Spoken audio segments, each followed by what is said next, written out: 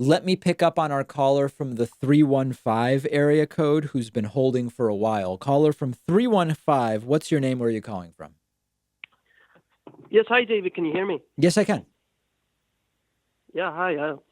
I love that bit. I was trying to think of doing a Scottish accent to try to fool you, but I don't have good acting skills. Fair. Hi, my name's Tristan. I'm calling you from a New York number, but I'm currently in Oregon right now. Got it.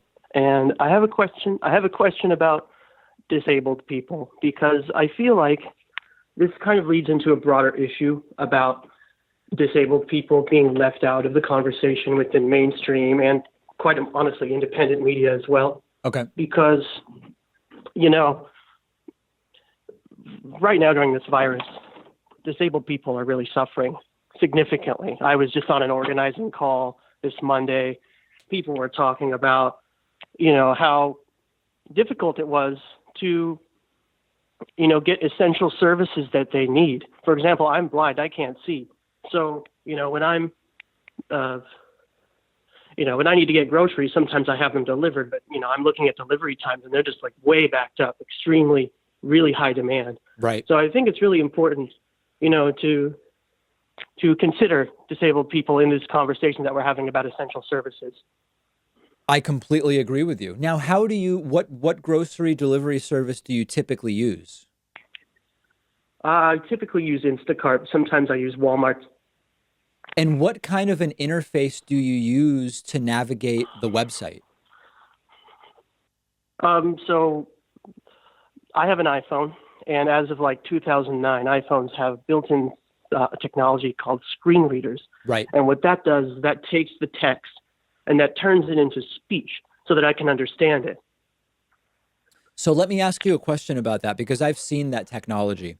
If you're on a website, Yep. like if I go to the Amazon Fresh website and I'm trying to do a grocery delivery order, the screen is covered with stuff. Like, will the screen reader actually read to you the fact that before I even get to the delivery time on the page, it says like, books, customer service, contact us. There's all this extraneous stuff that has nothing to do with me trying to order groceries. Does the screen reader read every single one of those words before it gets to the relevant stuff? Not always. So there are shortcuts. There are technical shortcuts. Like you can go by heading, you can go by link, you can go by landmark. All different web elements are organized in a way. Sometimes people have a harder time utilizing it just because it can be kind of complex, especially for like older blind individuals who don't necessarily have the technological skills that, a 25-year-old guy like me has. And let me just one other question about, and I hope this is okay to ask. So when the delivery shows up, what is the process? Like, how do you know that it's your Instacart delivery? I will usually get a call or a text message, and that reads it to me as well. So it'll say messages, notification, so-and-so is trying to get a hold of you. Your Instacart delivery is here. Got it. Yeah. So wow, how much we take for granted, right? How much we take for granted when we don't have something like that going on in our lives.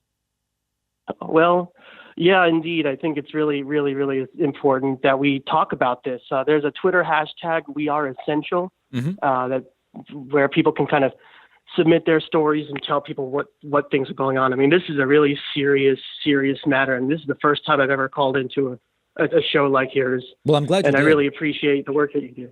And I really appreciate the work that you do. I know you. Yeah. What would you say is the most difficult thing for you as a blind person day to day that might not be on the radar of people with vision? Honestly, people's ignorance is really difficult to deal with. When you're in a big city trying to navigate the world. I'm a college graduate, and so when you're in a big city trying to navigate the world, and people just have all these different opinions of where you should be and how you should be acting, and don't really understand really the things that, the technological advances that we have and that really help me a lot and can, provide a bunch of opportunities for blind individuals to navigate the world. So I think that's the biggest thing to overcome. Understood. Tristan, listen, I really appreciate your call. Yeah, thank you for taking it. All right. Tristan from Oregon. Very good to hear from him. Okay, let's check in with our caller from the 512 area code. Who's calling today from 512? Oh, boy. Hi, David. This is Annie. Hey, Annie, what's going on? Thank you for being such a steadfast beacon of hope for all of us and holding up for us all. And I feel Bernie's been slighted and undermined on so many levels. And I feel that how the election was run in Wisconsin is, in my mind, criminal. What are your thoughts? Well, so I have two thoughts about that. I mean, listen, Bernie lost by a lot. Bernie lost by more than 2 million votes, maybe 2.5 million votes to Joe Biden. It wasn't close. And I think it's important to understand that in any analysis that we make. Now, as far as the Wisconsin stuff, there have been people saying, and it's particularly moot now that Bernie has dropped out, but a lot of people have said it was Bernie's responsibility to drop out so that Wisconsin wouldn't vote on Tuesday. That's not true at all. There were local elections. There was a judgeship on the ballot. It's not just Bernie who needed to drop out in order to stop the Wisconsin election. There was other stuff on the ballot. So I think that criticism of Bernie is completely unfair. Right. I agree. Anything else on that, Annie?